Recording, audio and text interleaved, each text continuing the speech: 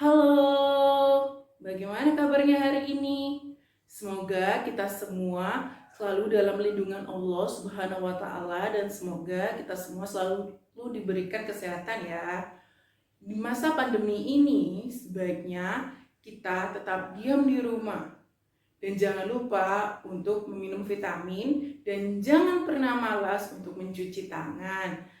Lalu, apabila kalian ingin keluar rumah, pastikan hanya untuk keperluan yang mendesak ya. Dan jangan lupa untuk memakai masker dan hand sanitizer. Adik-adik, untuk hari ini kita akan belajar mengenai penginderaan jauh. Akan tetapi, sebelum memasuki pelajaran, kita sebaiknya berdoa menurut kepercayaan masing-masing, agar apa yang kita pelajari pada hari ini dapat berguna dan bermanfaat bagi kemudian hari. Berdoa mulai. Berdoa selesai. Lah, adik-adik, sebelumnya kita sudah pernah bahas mengenai pemetaan. Apa ada yang ingat apa itu peta? Dan peta dibedakan menjadi beberapa jenis kan? Ayo, apa ada yang ingat? Ada berapa jenis peta? Peta merupakan gambaran konvensional atau gambaran permukaan bumi yang digambar pada permukaan datar dan diperkecil menggunakan skala tertentu. Peta dibedakan menjadi 3 jenis. Yang pertama yaitu peta berdasarkan skala. Yang kedua, peta berdasarkan objek. Dan yang ketiga, peta berdasarkan data. Untuk peta yang berdasarkan skala dibagi lagi menjadi 5. Yang pertama yaitu peta kadaster, yang kedua peta skala besar, yang ketiga peta skala sedang, dan yang keempat peta skala kecil, dan yang terakhir yaitu peta geografis. Yang perlu kalian pahami pada peta berdasarkan skala yaitu semakin besar skala yang ada pada peta, maka cakupan pada peta tersebut akan semakin luas juga. Sedangkan apabila peta memiliki skala yang kecil, maka cakupannya akan kecil juga, akan tetapi gambaran akan semakin detail, seperti peta kelurahan, peta kecamatan, atau peta kabupaten. Jenis peta yang kedua yaitu jenis peta berdasarkan objek. Jenis peta berdasarkan objek ini dibagi lagi menjadi 2, yaitu peta dinamis dan peta statis.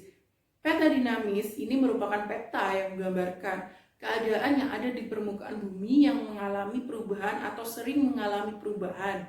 Contohnya seperti peta transmigrasi, peta tata guna lahan. Lalu untuk yang kedua yaitu peta statis.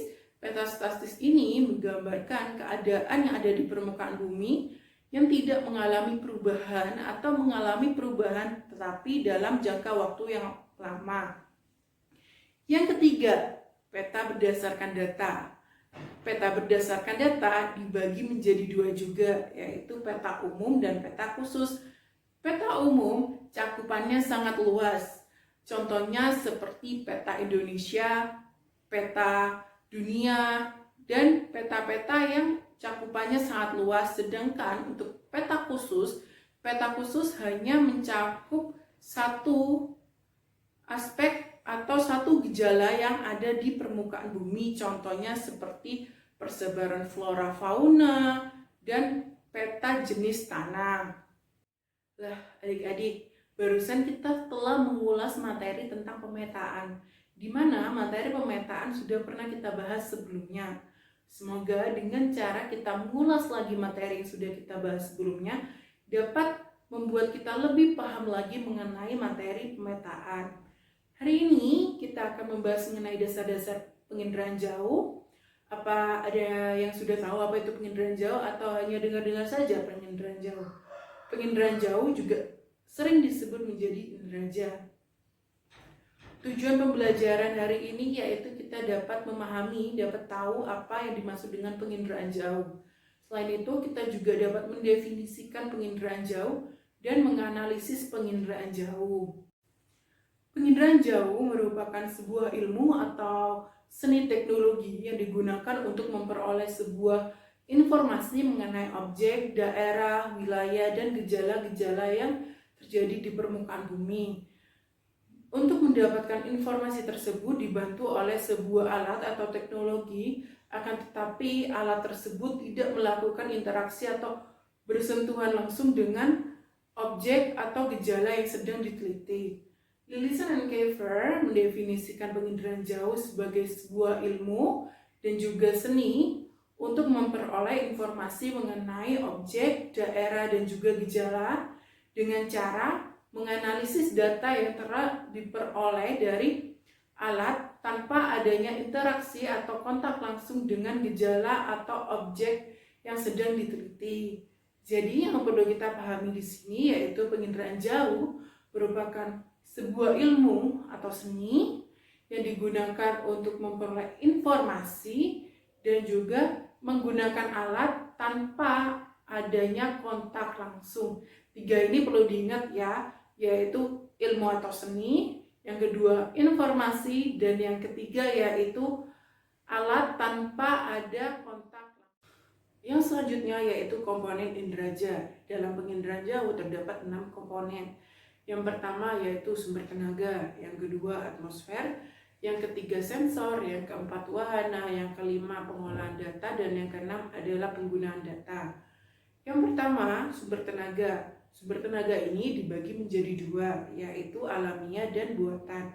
Yang alamiah sering disebut sebagai sistem pasif, yaitu berasal dari matahari, sedangkan yang buatan ini sistem aktif yang berasal dari gelombang mikro. Fungsi dari sumber tenaga ini yaitu untuk menyinari objek atau untuk dipantulkan ke sensor agar sensor mudah untuk merekam atau memfoto objek yang sedang diteliti. Yang kedua yaitu atmosfer. Atmosfer kita tahu sendiri merupakan lapisan udara yang dimana di dalamnya terdapat berbagai macam gas atau molekul gas dan berfungsi untuk membantu sumber tenaga dalam memantulkan objek yang telah disinari ke sensor agar sensor mudah untuk mengambil atau merekam objek. Yang ketiga yaitu sensor. Sensor merupakan alat yang berada atau dipasang di wahana yang berfungsi sebagai alat perekam, pemantau, dan pemfoto objek yang sedang diteliti. Sensor sendiri terdapat 3 jenis. Yang pertama yaitu ground-based platform, yaitu sensor yang berada di atas permukaan bumi yang bersifat permanen. Yang kedua yaitu aerial platform. Ini merupakan sensor yang berada atau sensor yang dipasang di pesawat. Yang ketiga yaitu satellite platform. Sensor ini berada di satelit dan dipasang di orbit bumi. Lalu yang keempat yaitu wahana. Wahana merupakan tempat atau wadah sebagai penampung atau wadah bagi sensor dan dapat membawa sensor kemanapun untuk merekam objek yang sedang diteliti. Yang kelima yaitu perolehan data. Perolehan data ini didapat dari objek yang telah disensor, lalu diinterpretasikan dan dinilai fungsi dari objek yang telah diamati. Lalu dalam perolehan data ini terdapat dua perolehan ya. Yang pertama diinterpretasikan secara manual dan yang kedua diinterpretasikan secara digital. Pada saat diinterpretasi secara manual itu menggunakan alat bantu yaitu bernama stereoskop cermin, sedangkan secara digital diperlukannya software untuk menginterpretasikan data yang sudah diterima. Lalu yang keenam yaitu pengguna data. Pengguna data yaitu seseorang atau perusahaan atau lembaga yang memanfaatkan inderaja dan mengkaji apakah inderaja yang telah dilakukan itu sudah baik atau belum dan apa kekurangan dari inderaja yang telah dilakukan. Selanjutnya kita akan mempelajari tentang teknik yang ada pada penginderaan jauh, yaitu teknik manual dan teknik digital.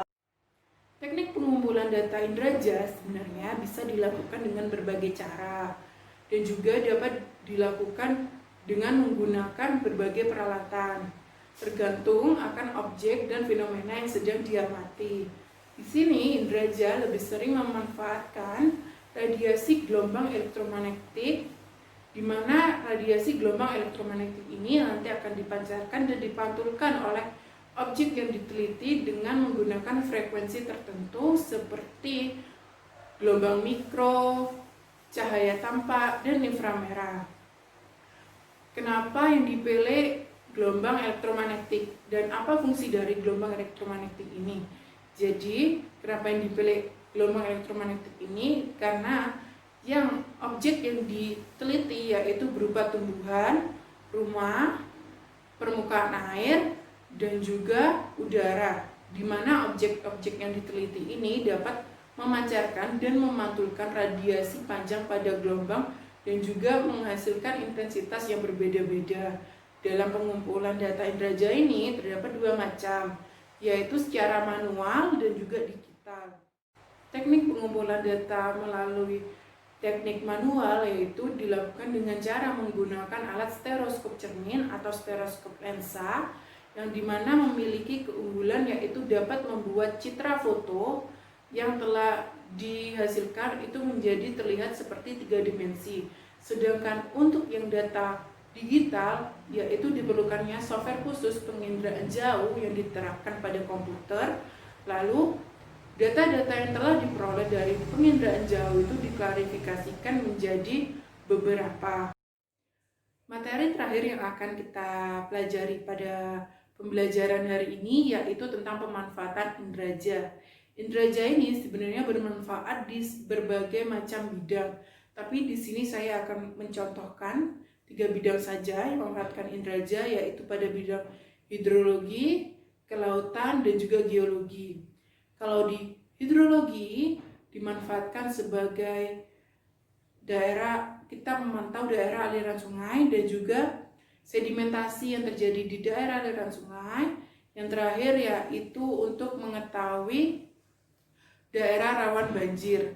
Lalu yang kedua di bidang kelautan, yaitu kita dapat mengetahui pasang surut air laut, lalu dapat mengetahui abrasi yang terjadi dan juga sedimentasi yang terjadi di laut.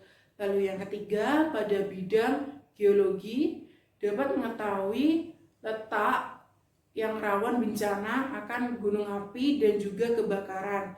Lalu yang kedua yaitu untuk mengetahui sumber daya alam yang terdapat di suatu daerah. Jadi itu saja materi-materi yang kita pelajari pada hari ini, di mana kita sudah mempelajari tentang apa yang dimaksud dengan Indraja, lalu komponen apa saja yang terdapat pada Indraja, lalu data apa saja yang ada pada Indraja, dan yang terakhir yaitu pemanfaatan Indraja. Jadi saya harap apa yang kita pelajari pada hari ini dapat berguna dan bermanfaat bagi kita semua di kemudian hari. Dan untuk kesimpulannya, yaitu Indraja merupakan sebuah ilmu atau seni teknologi yang digunakan untuk memperoleh suatu informasi tentang objek, daerah, dan juga tentang fenomena yang terjadi di permukaan bumi dengan bantuan alat tanpa interaksi langsung alat antara objek yang sedang diteliti. Itu saja dari saya. Terima kasih. Jangan lupa untuk stay at home. Kalau mau keluar